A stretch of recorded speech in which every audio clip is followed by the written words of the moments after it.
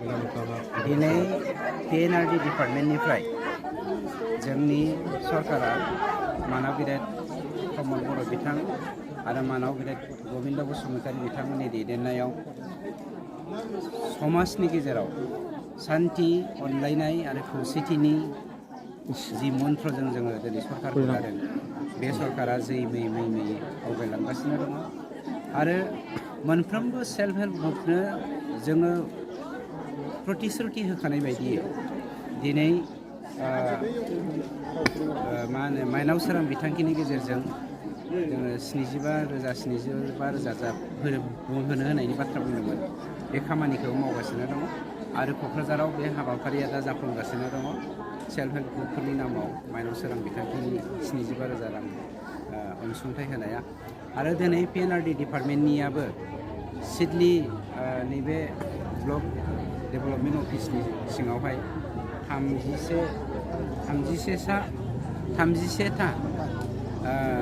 जोंनि self help ग्रुपनो नैबे मिनि माइ सौग्रा मिल गुन्दै सौग्रा मिल आरो मा होनो हालदै गुन्दै सौग्रा मिलखौ दिनै राननानै होनाय जादों गतिके डेभेलपमेन्ट अफिस बिथांखिजों जोंनि जा बिथांखिफोर बे बिथांखिफोरखौ मावनो मोननानै गावनि आखाइजोंनो होनो मोनब्ला खोब गोजोननाय मोनो मानोना बेखौ समाजा लुबैयो। नाथाय सोर बिपिएफनि दैदेनगिरि बिथांमोना बुङो जोंनि समाव कम्बल सुथा बायदिसिना रानना होदोंमोन नाथाय इउपिपि सरकारा दासिमाव रायजो राजाखौ कम्बलखौथ' खिनो थांनायाव दिंखिया खेबस'ना लाबोनानै फानफैबाबो कम्बल गांसेनि दामखौ मोनखायो हालेवनो थांनायाव आलि खना खना मा होनो बे थास' आथिं खनसायना लाबोबाबो मुसारि गांसेखौ बायनो हायो हारिखौ बिबेकखौ समाजखौ कम्बल आरो खुन्दुंजों बायलाय फानलाय खालामनायखौ दिनैनि समाजा लुबैला नंखायनो आं दहायबो नोंथांमोननो बुंखाबाय बिपिएफआ ओरैबायदि हालोदाव फैबाय MP इलेक्सननि उनाव जेरै लावखारफ्रा जोंना लावखार आंगोफ्रा मोसौ गुमनायाव बोरमा गुमनायाव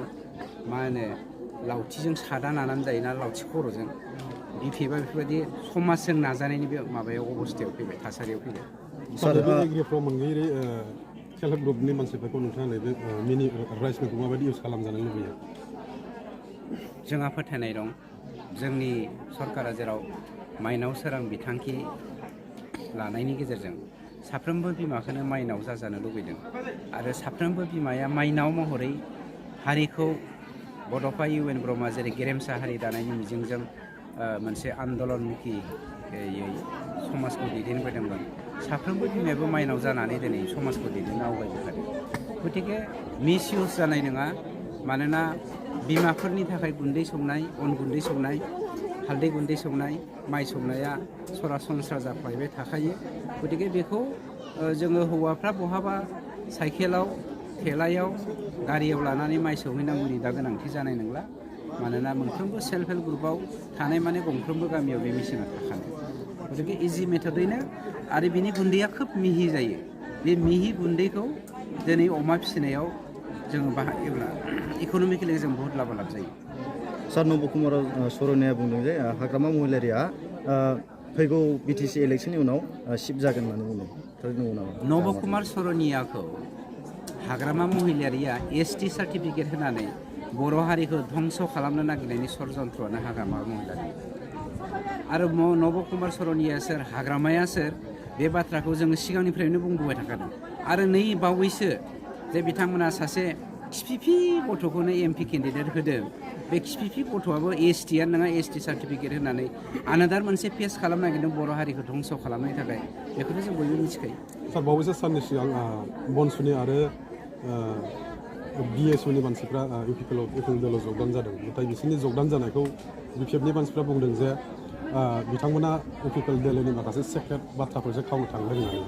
बियो बेसेबां गोनांथार इयुथ होननाय लोगो लोगोनो बे इयुथआ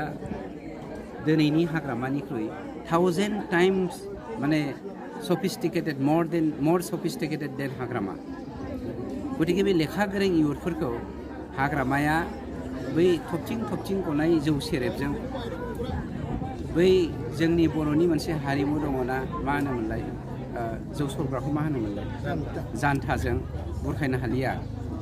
जाम्बा नङा दिनैनि गथ'फ्रा साननैसो हाग्रामानि फैसाखौ जाजोबनो एसे इन्जय खालामनो होननानै पिकनिक जानाय बायदि इयुथफ्रा हाग्रामाजों थादोंमोन सोलायनायखौ बयबो लुबैयो नालाय सोलायनायखौ मोजां मोनग्रा स्ट्रं इनार्जेटिक सफिस्टिकेटेड लिडार प्रमद बर' बिथांजों दिनै फैनानै बर'फा इउ.एन. ब्रह्मनि गेरेमसा हारि दानायनि सिमांखौ जाफुंनो दिनै बयबो दोलै नोगोर ओंखारबोदों गतिके हाग्रामाया बुंनानै जेबो राहा गैला मानोना हाग्रामानि अबस्थाया ओरैबायदि जाबाय आंनो सानब्रैल' सम हो सानब्रै बिथाङा फापर गोरान बायदि जानो थांगासिनो दिनैनि बेलायाव एग्रि प्र होननाय मोनसे मिनि राइस मिल मोननो हादों बेनि बिषय नोंथांमोना मा फोरमायगोन जों मोजां मोनदों मोननायनि थाखाय ओमफ्राय बेखौ मोननानै जोङो एसे गैयिफोरा मोनसे माबा बुस्थुफोर मावनानै जानो हानाय बायदि न'खरखौ हेफाजाब होनो हानाय बायदि नोंथांमोना दिनैनि बे मिनि राइस मिलखौ मोनबेसे गोबा मोननो हादों 31 होनदों नामाथाय ने 31 मा मोननो हादों गासैबो चिरां जिल्लानि आन्दाराव दा बेखौ मोननो हानानै सरकारखौ माबायदि साबायखर बावगोन नोंथां जों बेखौ मोननो हानानै जों मोनफेराखैमोन नालाय बेखौ मोननो हानानै जोङो सरकारखौ हाजासे साबायखर होदों आरो जोंनो सरकारा आरोबाव उनावहाय बेफोरबायदि सेल्फ हेल्प ग्रुपनि गासै आइजोफोरखौ हेफाजाब होबावलांबाय थागोन होननानै जों मोजां मोनदों आरो सरकारखौ हाजासे साबायखर होदों आरो उनफ्राव माबाफोर मोनसे ग्रुपनि थ्रुयै मोनबावनो लुबैयो मोनबावनो लुबैयो जेनेबा माबाफोर स्किम फैयोब्ला जेनेबा बेनिफ्राय देरसिनफोर आरो मावनानै जानो हानाय बायदि सुबिदा होबावगोन नामा आवगोलनि सरकारफ्रा नोंथांमोनखौ माबायदि जोथोन लादोंमोन सेल्फ हेल्प ग्रुपनि मानसिफोरखौ जोंथ' जेबो मोनफेराखै आवगायनि सरकारनिफ्राय जोङो जेबो अनसुंथाइबो मोनाखै आरो जोङो सेल्फ हेल्प ग्रुपआनो गैयामोन आरो जों सिगांहाय जों सिनायजायामोन आइजो हिसाबैहाय जों दानि सरकारावहाय सोलिबाय थानाय सरकाराव जोङो दा एसे एनै अनसुंथाइ मोनबाय हेफाजाब मोनबाय आरो दिनै नैबे मिलखौहाय मोनबाय